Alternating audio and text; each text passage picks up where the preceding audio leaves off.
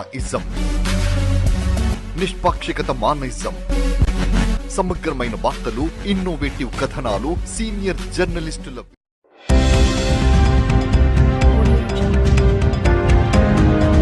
ములుగు జిల్లా యువజన క్రీడా శాఖ వారి ఆధ్వర్యంలో శనివారం సాయంత్రం కలెక్టరేట్ నుండి ఒలింపిక్ రన్ ను జిల్లా అదనపు కలెక్టర్ మహేందర్ జీ ముఖ్య అతిథిగా పాల్గొని ఒలింపిక్ టార్చ్ తో ప్రారంభించారు.